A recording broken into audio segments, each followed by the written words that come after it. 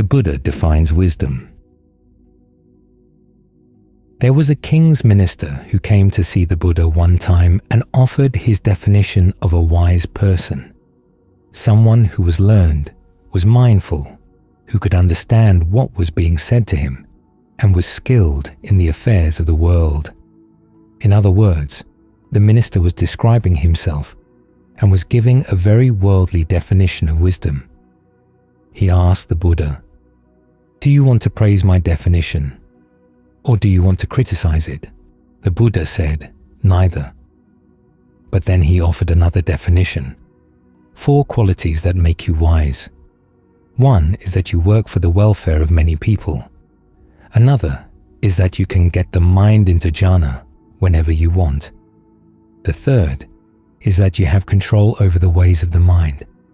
In other words, you think whatever thoughts you want to think, and you don't have to think the thoughts you don't want to think. You can will the resolves you want to will, and you don't will the resolves you don't. Then finally, you've eradicated the effluents. In this case, of course, the Buddha was describing himself. It's a very high standard for discernment or wisdom, but we can learn some lessons from it whatever level we're on in our own practice. One is that wisdom is practical.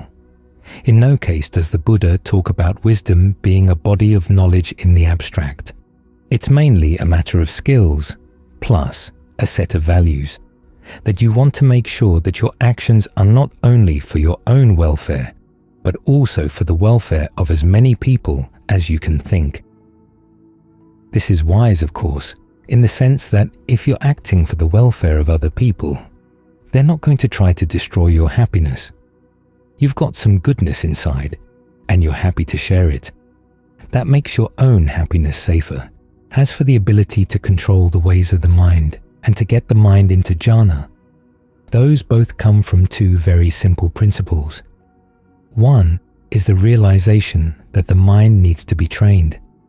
You can't just sit there and watch it coming and going, thinking this, thinking that, and then thinking that wisdom lies in chais, allowing the mind to do whatever it's going to do and not get upset about it. We're here to train the mind, which means that every time you're able to say no to an unskillful urge or an unskillful thought and make the no stick, you're doing something wise. But of course, you want to be able to develop that as a skill, because if you simply stomp down with a no, then you simply drive the urge or the thought underground in a way where it's going to come back out again.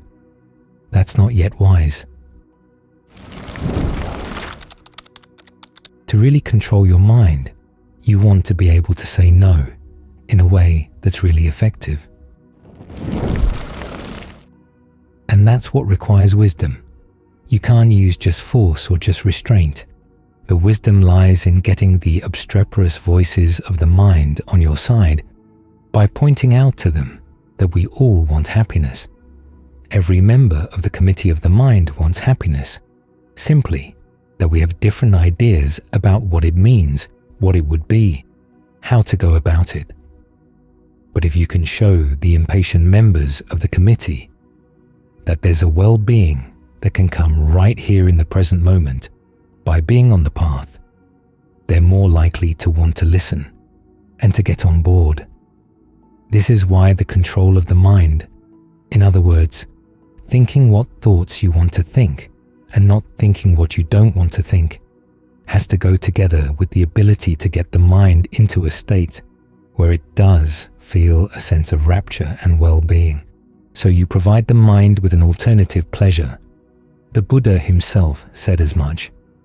Jhana is wise in practice, in the sense that you may know in the abstract the drawbacks of sensual pleasures, the drawbacks of sensuality, but if you don't have an alternative pleasure, you're going to go back to your old sensual thoughts.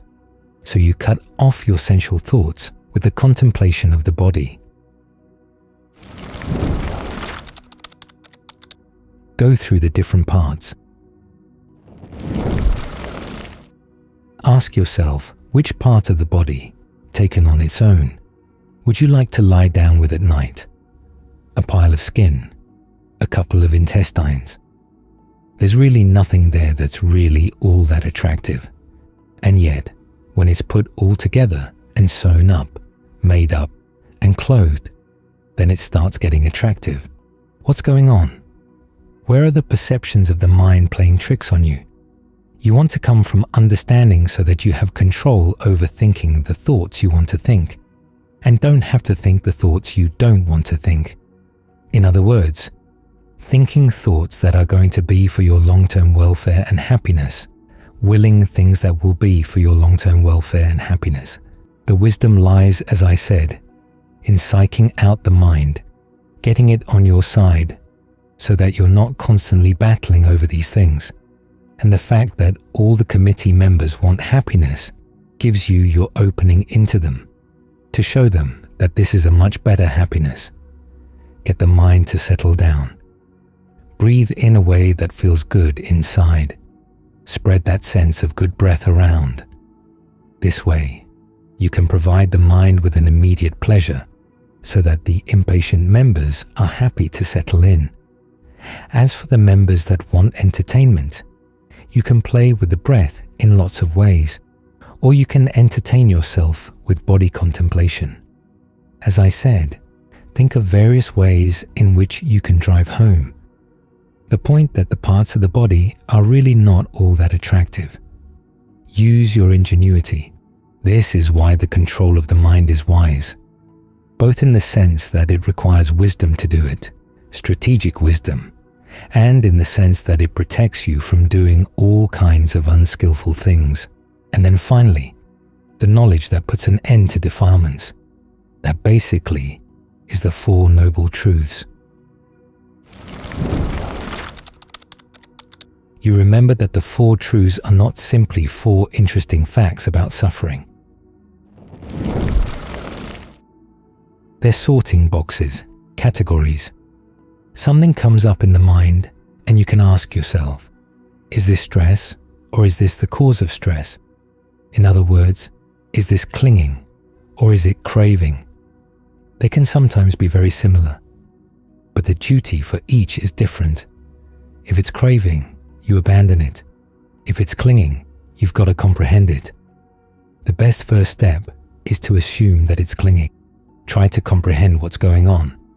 Then you get so that when you really understand, you can say, oh, these acts of mind are clinging, and these ones are craving. You know what to abandon. It's like coming into your house and finding the house flooded with water. If you just try to bail out the water, you're never going to come to the end of it. But if you find where the broken pipe is, then you seal off the broken pipe, and that's the end of the problem. But to get to the pipe, you have to wade through some water. So you're going to be wading through a lot of stuff, a lot of suffering before you find the cause.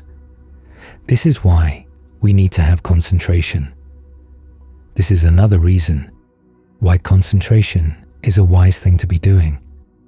It gives you a foundation so that you're not feeling threatened by whatever stress or suffering there is in the mind. You find that at least one part of the mind is not stressed out. It's not suffering. So you focus your attention there. Take that as your foundation. And then from that foundation, you can watch the suffering, watch the stress, watch the clinging. You can begin to sort out where's the clinging and where's the craving. You found the pipe. Now you can seal it off. That's what the Buddha tells us the Four Noble Truths do. They're categories for assigning duties, so learn to use them in that way. And even if you don't get all the way to the ending of the effluents, at least you've got the mind in the right problem-solving mode. Because that's what the Four Noble Truths are. You've got the problem of suffering, and you know that where there's a problem, there's got to be a cause. If you're going to solve the problem, you've got to solve it at the cause. You don't solve it at the result, then you do what needs to be done to solve it at the cause. That embodies the Four Noble Truths right there. So wisdom is a matter of solving problems. The king's minister who came to the Buddha was thinking mainly in terms of problems of the world. The Buddha was thinking more of problems inside the mind. You work for the benefit of the world. This doesn't mean you ignore your own benefit.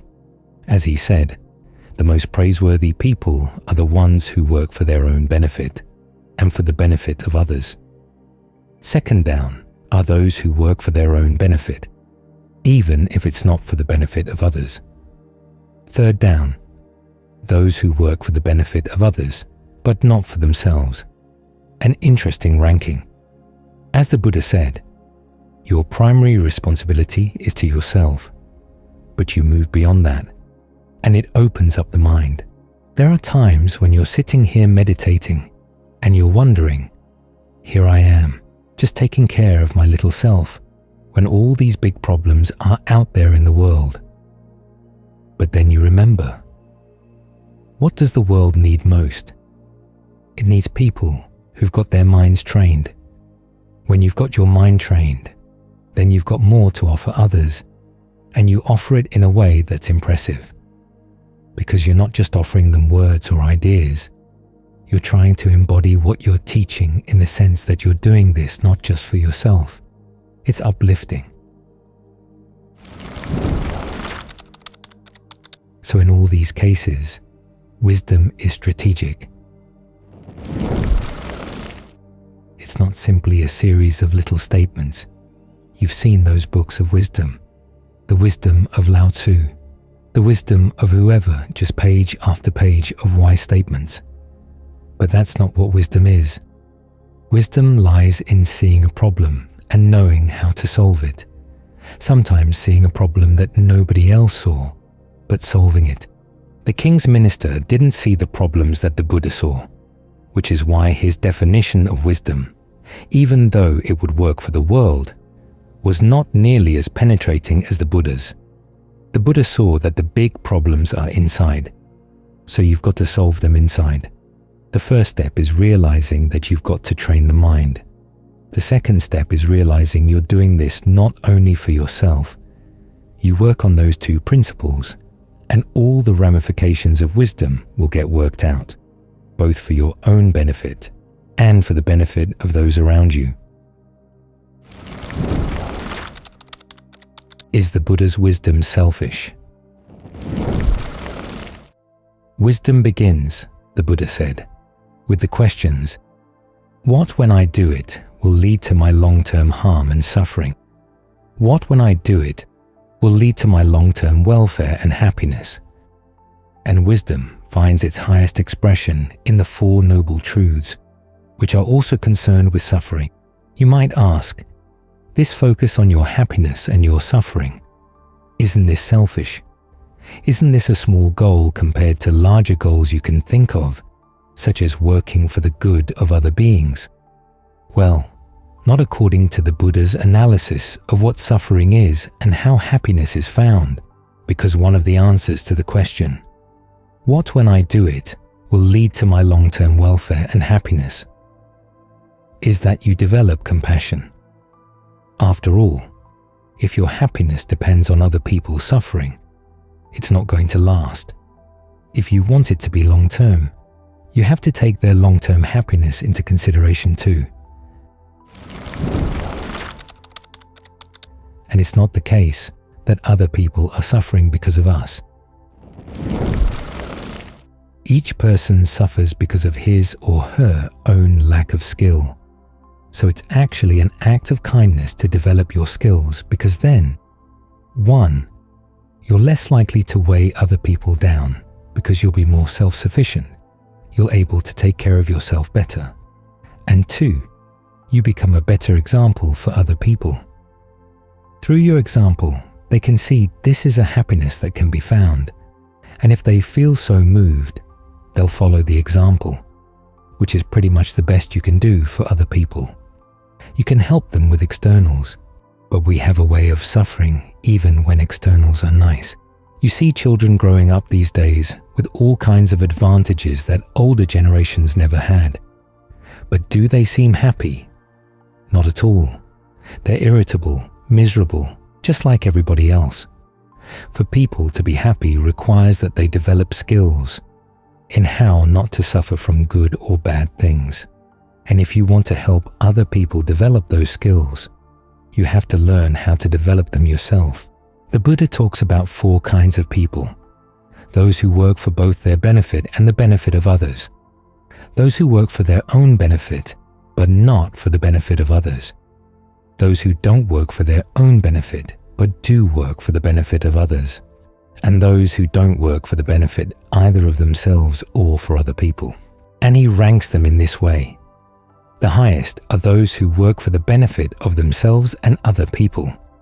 Second is the person who works for the benefit of himself or herself, but not for others.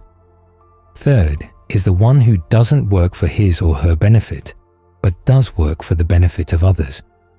And the fourth, of course, is the person who doesn't work for anybody's benefit. What's interesting is the ranking of numbers 2 and 3 there. And it's important to understand here what the Buddha is talking about. To work for your own benefit is to observe the precepts and to try get rid of any greed, aversion, and delusion in your mind. To benefit others is to get them to observe the precepts and to get rid of their own greed, aversion, and delusion. In other words, you respect the fact that they have their own karma, they're agents, they have freedom of choice, and it's because of their own actions, either externally or internally, that they're going to be happy or to suffer. So if you're the type of person who doesn't observe the precepts but tries to get others to observe them, or doesn't try get rid of greed, aversion, and delusion but tries to get other people to do that, it doesn't make any sense. You could be doing it for selfish reasons, and it's certainly not going to have any power. People are going to mistrust your motives. You want them to behave well, but you're not behaving well. You've got to work for your own benefit first. That way, your words will have power and people will trust you. But the problem goes deeper than that. As the Buddha said in his analysis of suffering, we suffer because we feed. We feed off of form, feelings, perceptions, fabrications, and consciousness. We feed off other people too. And if we don't learn how to get past this habit of feeding on other people or our ideas of other people, it's going to taint any efforts we make to help them. If you want your help to be totally free and totally pure, you can't be feeding off of it. So again, how do you learn how not to feed? You have to turn inside and look at what you're doing to create suffering. This is where the 4 noble truths come in. The Buddha's analysis of suffering itself is that we cling to the aggregates, and the word for clinging there can also mean that we feed on them. And the reason we feed on them is because they themselves are activities that are involved with feeding too. Take physical feeding, for instance. You have form in the form of the body you're trying to maintain, and in the form of the food you're thinking of eating. There's feeling, which is the pain of hunger, and then the feeling of well-being you're trying to gain by feeding. There's perception when you try to identify what kind of hunger you have and how you're going to find the food that's right for that hunger. There's fabrication when you get food and try to figure out what to do with it. After all, a lot of times you can't eat food as you get it, and it doesn't just come floating by on its own. You have to go out there and find it, all of which is fabrication. Then there's consciousness, which is aware of all these things. When we're dealing with other people, we deal with them through these activities as well. So if you're clinging to them, you're feeding on them. Whether you admit it to yourself or not, it's going to color the way you think about helping other people, in which case, your help may not be all that beneficial. So the Buddha's solution is not to stop feeding with a sudden halt. It's to learn how to feed better inside by developing a state of concentration. we've got form again, the form of the body or the breath. The feeling of pleasure we're trying to maintain as we focus on the breath. The perception of the breath that holds us here. How you picture the breath to yourself. Fabrication, how you talk to yourself about the breath. How you adjust it and get it so that it's a good breath to be with. And consciousness, which is aware of all these things. You learn how to feed inside. And that takes a lot of the pressure off of feeding emotionally or physically off other people, other things. At the same time, you understand the process of feeding better. You begin to realize that even with this more refined version of feeding, there's still stress. There's stress in the clinging. There's stress in the feeding. But we tend to identify ourselves and define ourselves around the way feed, which makes it hard for us to see the suffering it entails. We have to learn how to step back. First, we learn how to feed on concentration, so we can step back from our other forms of feeding and regard them with more objectivity. When we loosen the need to feed on people and things outside, then we can start turning around to look at this feeding inside, to see how the mind can go beyond that. Because ideally, what you want is a mind that doesn't need to feed at all. Not because you tell it to stop, but because it's found something inside that doesn't require feeding. A happiness that's free from conditions. Once you've found that, you've found long-term happiness. In fact, it's outside of time, so even the word long-term doesn't properly apply. But it's a happiness that's not going to change. When you have this happiness, that means that in your dealings with other people, you don't have to feed emotionally off of them anymore. In that way, your efforts to help them will actually be more helpful because they won't be skewed by your hungers. So when the Buddha is talking about long-term welfare and happiness, it's a happiness that doesn't have boundaries. Wherever there's feeding, there are boundaries. There's the feeder and the fed on. And our stomachs, both our physical stomachs and what we might call our emotional stomachs, are separate. Once something goes into your stomach, it can't go into anybody else's. But when you've found a happiness that doesn't require feeding, there's no need to take things anymore. And then your actions toward other people can be totally pure. This is why we say that this happiness spreads itself around. It's not a happiness with boundaries, so the Buddhas focus on discernment, on wisdom, on the topics of your happiness, your long-term happiness, putting an end to suffering. Actually transcend the question of whether they're selfish or unselfish, because they lead to a happiness where these boundaries don't really matter, and where the goodness gets spread around in the most effective possible way. So as we meditate, we're doing this for ourselves and for others. There's nothing selfish about this at all. Like the precepts, like the practice of generosity, it's a universal gift.